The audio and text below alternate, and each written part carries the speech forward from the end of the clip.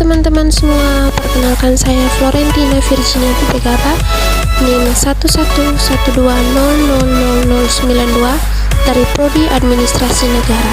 Kali ini saya akan menjelaskan mengenai 5 topik pembahasan, yakni yang pertama aplikasi multimedia, kedua augmented reality atau disingkat dengan AR, dan virtual reality yang disingkat dengan VR. Yang ketiga, artificial intelligence atau disingkat dengan AI. Yang keempat, e-government. Yang kelima, e-business dan e-commerce. Multimedia.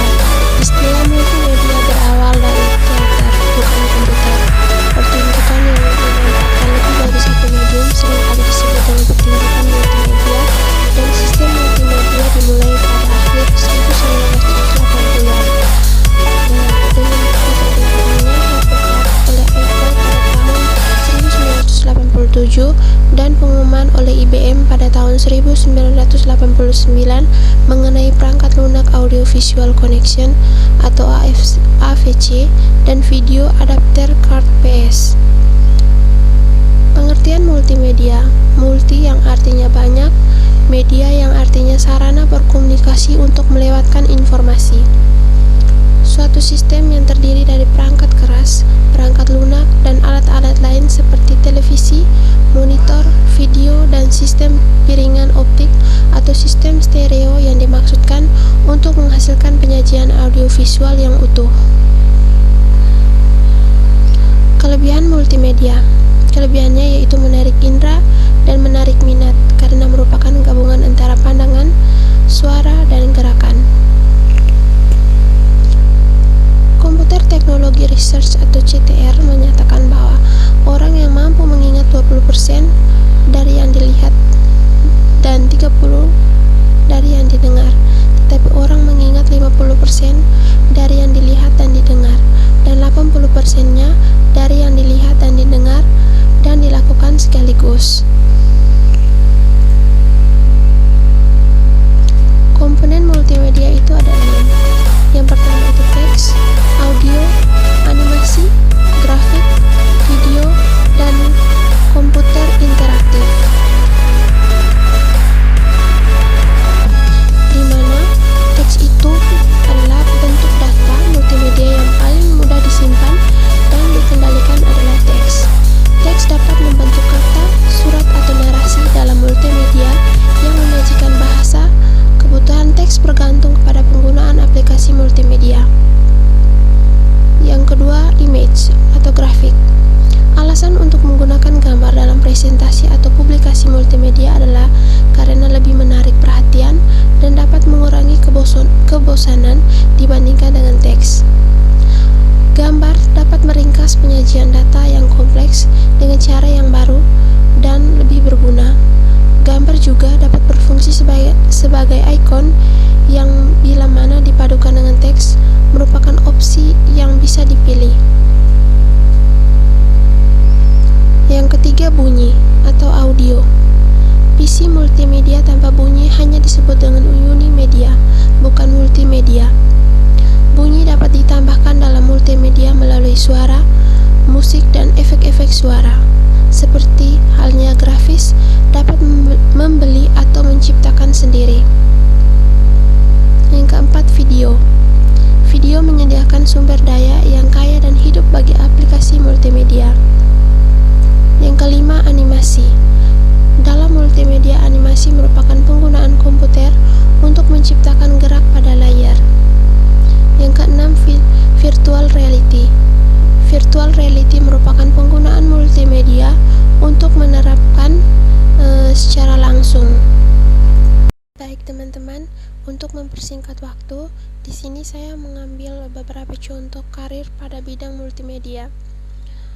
Yang pertama, bidang pemasaran, animasi, perekaman CD dan DVD, desain isi multimedia, electronic publishing, editor elektronik, desain game, desain grafik, desain interface, dan yang terakhir perencanaan konstruksi multimedia. Di topik yang kedua ini kita mempelajari tentang augmented reality dan virtual reality. Rumusan masalah: Yang pertama, apa yang dimaksud dengan AR dan VR? Yang kedua, bagaimanakah penerapannya? Kita tahu sendiri bahwa augmented reality atau yang disingkat dengan AR merupakan teknologi yang menggabungkan dunia nyata dan dunia komputer atau virtual. Misalnya menampilkan objek 3D di dunia nyata. Contoh penerapan AR yang paling sering kita lihat biasanya ada di filter Instagram. AR perlu kamera untuk menggabungkan visual yang dihasilkan. Peran augmented reality bisa di bidang militer, bidang medis, bidang manufaktur, dan bidang komunikasi. Penerapan AR ini sendiri, contoh yang sering adalah Google Translate.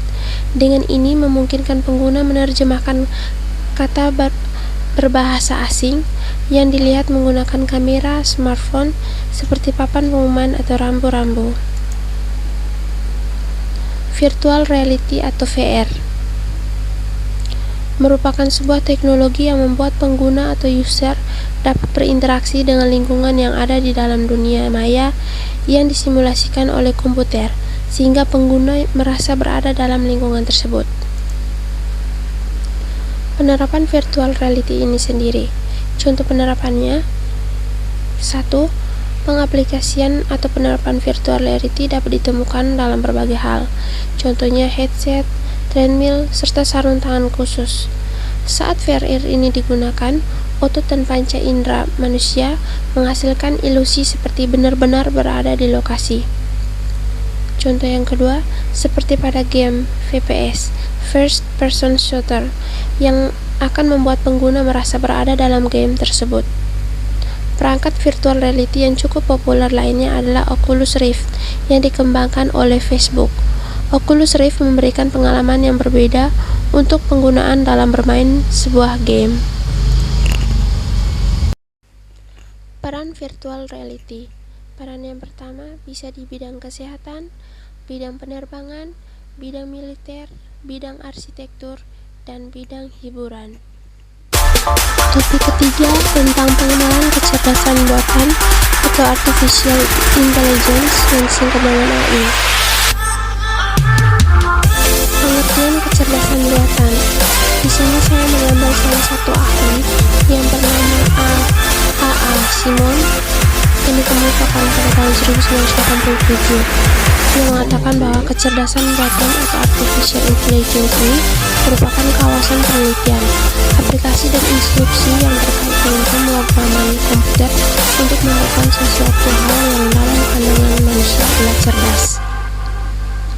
Kecerdasan buatan atau software yang meniru atau dibuat berdasarkan mengambil kepakaran seseorang, atau bisa dikatakan bahwa dia dibuat berdasarkan mengambil dari sebuah pakar. Kecerdasan buatan adalah kecerdasan yang ditambahkan kepada suatu sistem yang bisa diatur dalam konteks ilmiah, atau bisa disebut juga intelijensi artifisial atau hanya disingkat dengan AI. Didefinisikan sebagai kecerdasan entitas ilmiah. Jenis kecerdasan buatan.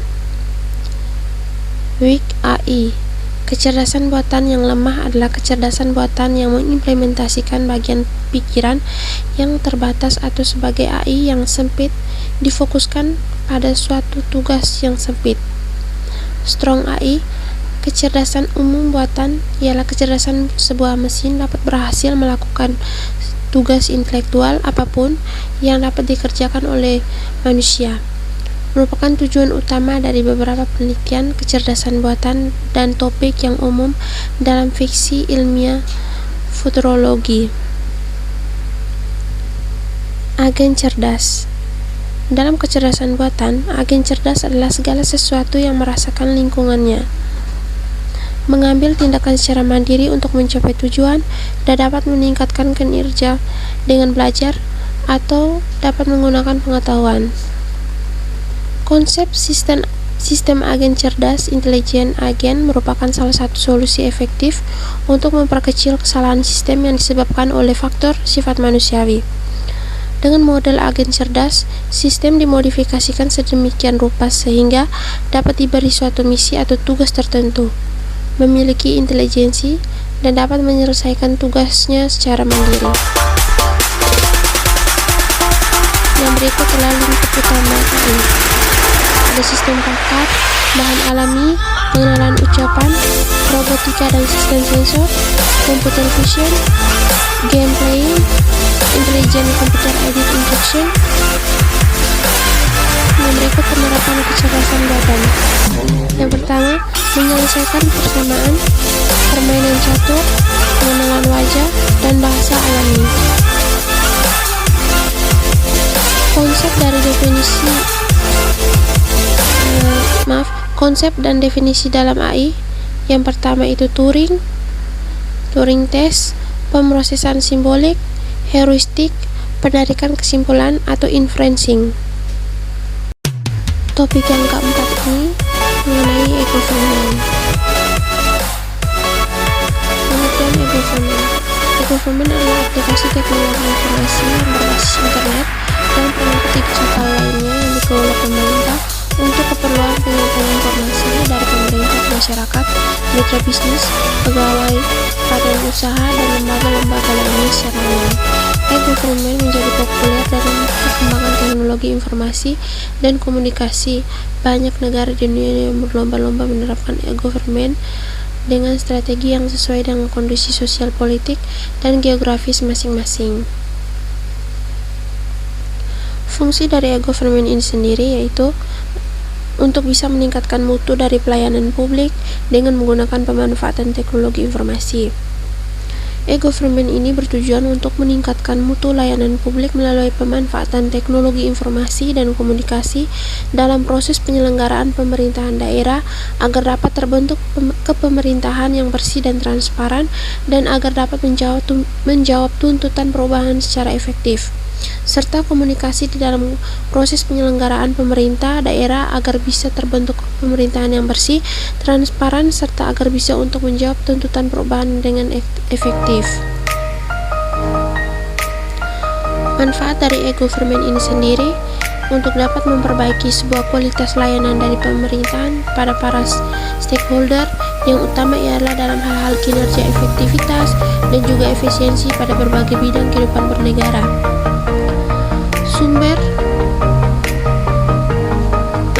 Supaya meningkatkan transparansi, kontrol, dan juga akuntabilitas penyelenggaraan pemerintah ini di dalam sebuah rangka penerapan konsep good corporate governance. Implementasi and government. Masyarakat dapat melihat profil pejabat dan perwakilan masyarakat di daerahnya, peraturan daerah yang ditetapkan, dan rencana anggaran belanja daerah atau RAPBD. Implementasi e-government yang berikut adalah penelitian. Dapat dilihat data statistik daerah tersebut untuk memberikan bahan penelitian dan penelitiannya. Investor dapat mengetahui prosedur dan persyaratan yang harus dipenuhi untuk berinvestasi di daerah. Kesimpulan, dengan adanya kemajuan teknologi informasi saat ini menuntut masyarakat untuk lebih maju dan sadar akan kebutuhan teknologi informasi. Teknologi informasi yang dapat mempermudah masyarakat dalam mengakses segala informasi yang diinginkan. Hal ini juga menuntut pemerintah dalam memberikan informasi kepada masyarakat, termasuk informasi mengenai pemerintahan suatu negara dan kemudahan dalam setiap prosedur yang ada di dalam suatu pemerintahan. Tuntutan itu dapat diterapkan dengan menggunakan e-government ini sendiri.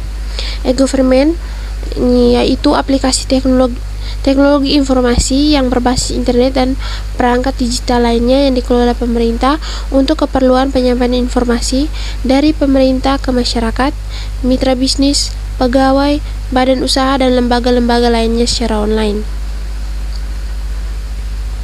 Saran saya, dalam melaksanakan e-governance, pemerintah harus lebih serius dan pemerintah harus terus mengupdate data yang diberikan agar lebih akurat, karena pada dasarnya e-government bertujuan untuk meningkatkan mutu pelayanan publik melalui pemanfaatan teknologi informasi dan komunikasi dalam proses penyelenggaraan pemerintah daerah agar dapat terbentuk kepemerintahan yang bersih dan transparan, dan agar dapat menjawab tuntutan perubahan secara efektif.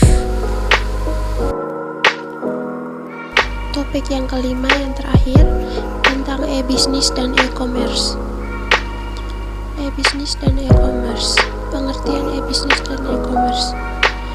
E-bisnis adalah elektronik bisnis yang dapat didefinisikan sebagai aktivitas yang berkaitan secara langsung maupun tidak langsung dengan proses pertukaran barang atau jasa dengan memanfaatkan internet sebagai media komunikasi dan transaksi. E-bisnis juga salah satu aplikasi teknologi internet yang merambah ke dunia bisnis internal, melingkupi sistem pendidikan, pengembangan produk, dan pengembangan usaha. Definisi e-bisnis menurut IBM adalah sebuah pendekatan yang aman, fleksibel, dan terintegritas untuk memberikan nilai bisnis yang berbeda dengan mengkombinasikan sistem proses menjalankan operasi bisnis utama dengan pemanfaatan teknologi internet. Pengertian e-commerce.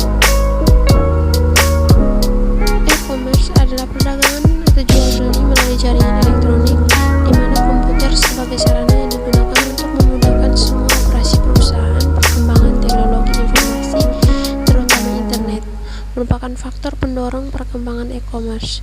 Internet merupakan jaringan global yang menyatukan jaringan komputer di seluruh dunia, sehingga memungkinkan terjalinnya komunikasi dan interaksi antara satu dengan yang lain di seluruh dunia. Sampai saat ini, internet merupakan infrastruktur yang ideal untuk menjalankan e-commerce, sehingga e-commerce pun menjadi identik dalam menjalankan bisnis di internet. Hubungan e-bisnis dan e-commerce. Pihak internal, bagian keuangan, bagian pemasaran, bagian produksi. E-commerce adalah pembelian, penjualan, pemasaran barang dan jasa melalui sistem elektronik seperti internet, televisi, World Wide Web, atau jaringan-jaringan komputer lainnya. E-commerce melibatkan transfer dana elektronik, pertukaran data elektronik, sistem manajemen inventory otomatis, dan sistem pengumpulan data otomatis. Salah satu jaringan yang digunakan adalah internet. Perbedaan antara e-bisnis dan e-commerce. E-bisnis mencakup area yang sangat luas, melalui dari pembangunan modal, sumber daya manusia, sumber daya teknologi, proses marketing dan pemasaran, manajemen perkantoran, proses audit, dan segala macam elemen lainnya.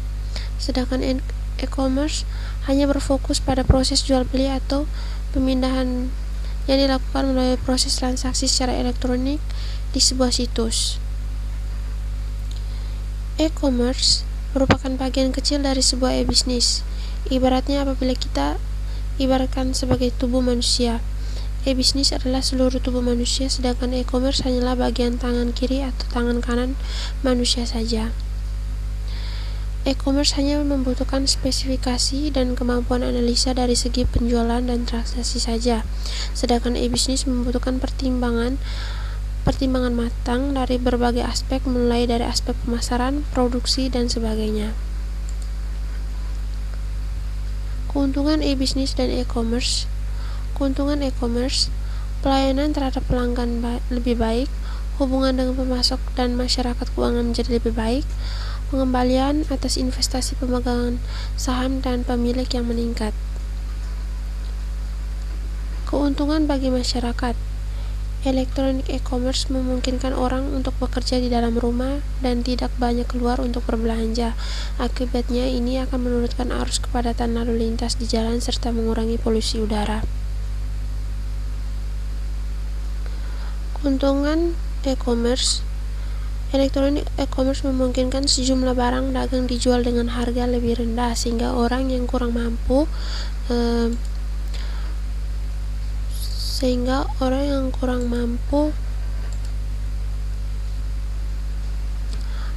bisa membeli lebih banyak dan meningkatkan taraf hidup mereka. Keuntungan dari e-bisnis. Efisiensi. Sebuah riset memperlihatkan bahwa kurang dari 40% dari total biaya operasional perusahaan diperuntukkan bagi aktivitas penyebaran informasi ke definisi-definisi terkait. Dengan dimanfaatkan teknologi informasi, maka terlihat bagaimana perusahaan dapat mempengaruhi total biaya operasional. Contohnya adalah bagaimana fasilitas email dapat mengurangi biaya komunikasi pengiriman dokumen. Effectiveness. Dengan dimanfaatkannya teknologi informasi, pelanggan dapat berhubungan dengan perusahaan kapan saja dalam 7 hari seminggu dan 24 jam non-stop. Reach. Perusahaan mampu memperluas jangkauan dan ruang gerak perusahaan untuk ekspansi dengan mudah atau menembus batas ruang dan waktu dan tanpa memerlukan biaya yang relatif mahal. Struktur. Konsep brick and mortar menjelma menjadi click and mortar telah mengubah perilaku perusahaan dalam pendekatan bisnis. Yang berikutnya, opportunity. Terbukanya peluang yang lebar bagi pelaku bisnis untuk berinovasi, menciptakan produk-produk atau jasa-jasa baru akibat ditemukannya teknologi baru dan dari masa ke masa. Contoh dari e-bisnis dan e-commerce. Beberapa contoh dari e-bisnis saat ini yaitu koran atau media cetak yang ada berbasis online-nya. Jadi tidak hanya media cetaknya saja, banyak sekali media cetak yang menjalankan bisnis tidak hanya melalui media cetak saja, tapi juga melalui media online di internet, dan tentunya banyak sekali keuntungan yang bisa didapatkan. Misalnya seperti berita yang bisa diakses kapan saja oleh seluruh masyarakat dan berita yang lebih mudah dan lebih terupdate dan lain-lain. Contoh lainnya, saat ini banyak sekali toko-toko fashion yang tidak hanya menjalankan bisnis di dunia nyata, tapi mereka juga menjalankan bisnisnya dengan cara online.